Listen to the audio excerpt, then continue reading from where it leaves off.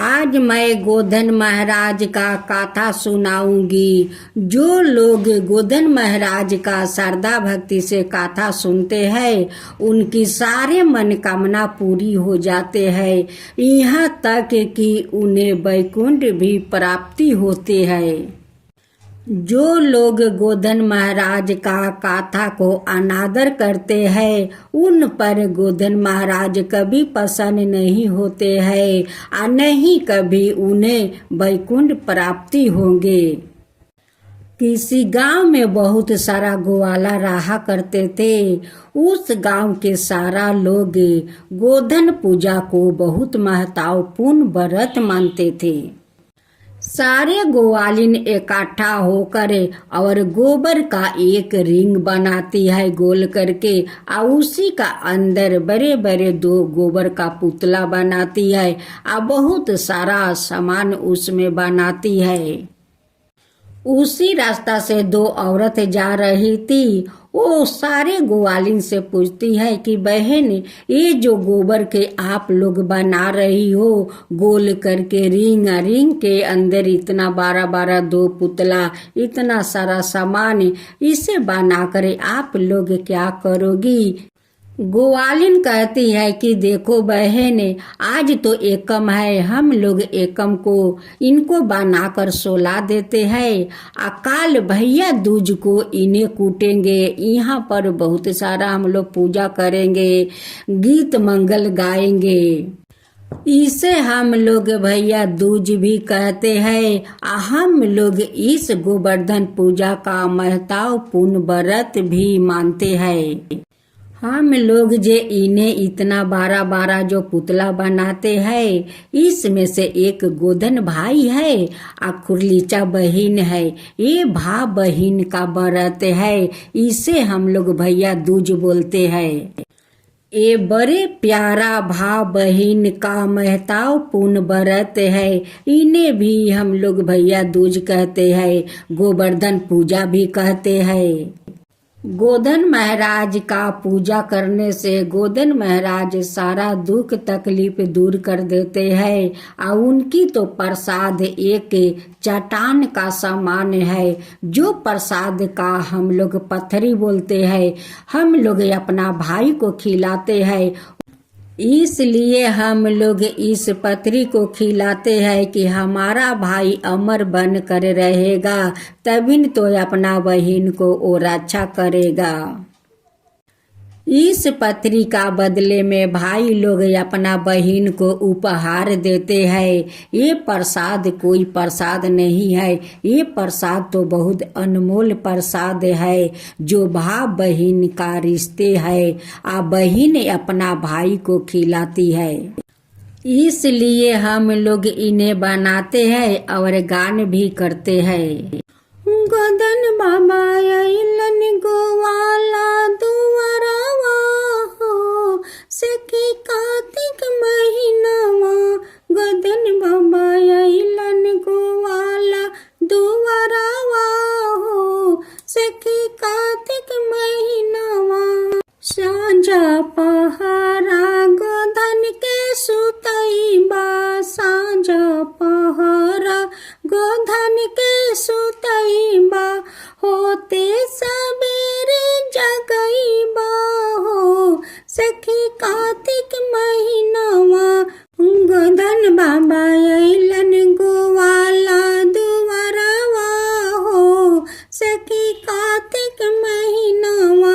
गोधन बाबा अइलन गोवाला दुआरवा हो, सखी कार्तिक महीनावा। काजर के सेकी के टीका लगाए, बेटी कुली लगाए, बसिंदूर पहनाए, फूला के माला पहनाए में हो, सखी कार्तिक महीनावा। गोधन बाबा अइलन गोवाला दुआरवा हो, सखी कार्तिक महीनावा। पान सुपारी गोधन के चढ़ाई में, मोटर बतासा के भोग लगाई बे।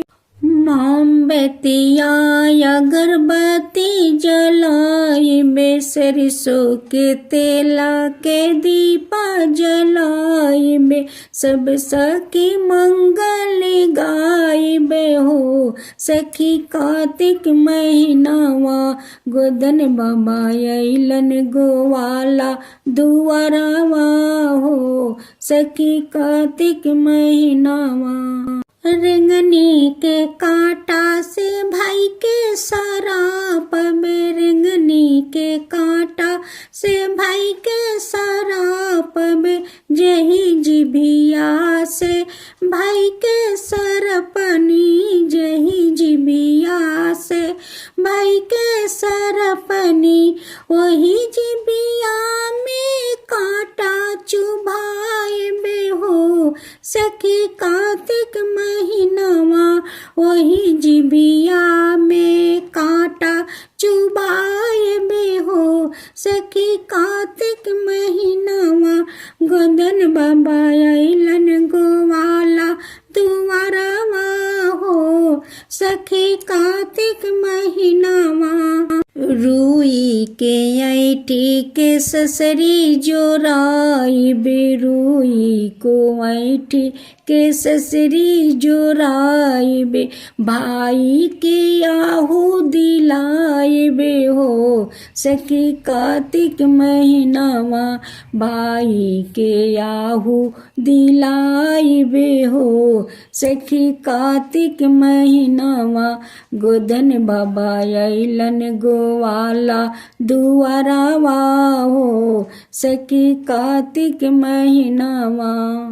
नियम के अनुसार सारे विधि विधान तो हो गया, गीत मंगल हो गया।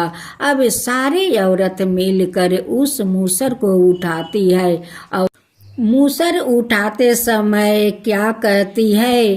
कहती है कि उठो उठो जमरैया भैया उठो हो, सूतल रहेला बारहो मासे। उठो उठो जमरैया भैया उठो हो, सूतल रहेला बारहो मासे। उस मूसर को हम लोग 5 बार उठाते हैं और 5 बार सोलाते हैं, तब जाकर 5 पाक घूर कर जमरैया जी को चान हम लोग कूटते हैं। तभी कहते हैं कि ऐरन कूटो बैरन कूटो जमरैया का चानी कूटो, ऐरन कूटो बैरन कूटो जमरैया जी के चानी कूटो, ऐरन कूटो बैरन कूटो जमरैया जी के चानी कूटो। जब हम लोग 5 पाक घूम कर जमरैया को चानी कूट लेते हैं तो फिर उस मूसर को सोलाते हैं। सोलाते समय भी हम लोग कहते हैं कि सो जाओ जमरैया महाराज हो, फिर से आयम अगले साले। सो जाओ जमरैया महाराज हो, फिर से आयम अगले साले। एक औरत उस पार पानी लेकर खड़ी रहती है और औरत इस पार मूसर को रहती है। एकाएकी करके सब लोग अपना बाल पकड़ते हुए उस मूसर को पार करते हैं और उस औरत उस जल देती है और उसी जल से सभी लोग कूला करते हैं। वो पूछती है कि आप लोग क्या पार किया? तो सभी लोग बोलते हैं कि भव सागर है, क्या चीज से तुम लोग कूला की? तो जमरैया का खून से हम लोग कूला किया। कूला करने के बाद उसे कूटे हुए गोबर से सभी लोग प्रसाद लेते हैं, सुपारी लेते हैं और लेने के बाद सभी माथे में सिंदूर पहनाते हैं।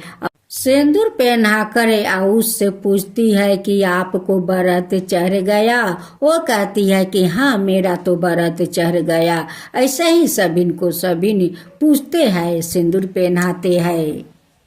अगर गोधन कूट कर पीठा और साग खाने से बहुत गोधन भगवान प्रसन्न होते हैं और उनकी बेटा भातार पीठा जैसे रहते हैं।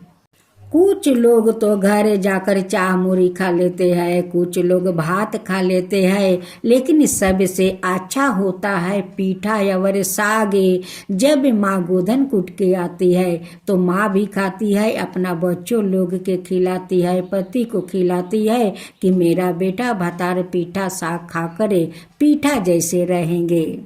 आगे का लोग तो मरुआ का पीठा और साग गोदन कूट कर आते या वही खाते और अपना पति और बेटा और बेटी को सभी को खिलाते कि सब मेरा परिवार पीठा जैसे अमर रहेगा। जो दोनों औरत गोधन भगवान का पूजा देखने आई थी, उसमें से एक औरत का भाई बहुत दिन से बीमार था। वो लोग बहुत डॉक्टर वैद्य दिखाया, लेकिन उनकी भाई ठीक नहीं हो रहे थे।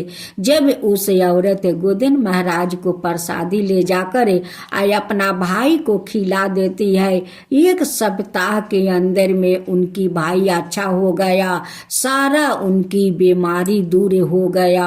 अब तो औरत कहने लगी कि गोधन महाराज का प्रसाद में तो चमत्कार है, बहुत शक्ति है, उनकी प्रसाद खाकर मेरे भाई तो ठीक हो गया, मेरे भाई तो ठीक हो गया। मैं भी अगले साल से गोधन महाराज का श्रद्धा भक्ति से उनकी व्रत मैं करूंगी। दोनों औरत अगले साल से आकर भैया दूज व्रत करने लगी और कहती है कि हे गोधन महाराज, आप तो धन है, आप धन है गोधन महाराज कि मेरे भाई बहुत दिन से बीमार था, आपको प्रसाद खाकर मेरे भाई को सारा रोग दूर हो गया। हे गोधन महाराज, मेरा भाई को सारा दुख दूर हो गया। अब आपको मैं श्रद्धा भक्ति से आपको व्रत करूंगी। हे गोधन महाराज, श्रद्धा भक्ति से व्रत करूंगी। जो गाथा गोधन महाराज के कहते हैं, जो सुनते हैं, जो हूँ कर भरते हैं, उन सब के ऊपर कृपा कीजिए। हे गोधन महाराज, सब के ऊपर कृपा कीजिए। गोधन महाराज की जय हो, गोधन महाराज की जय हो।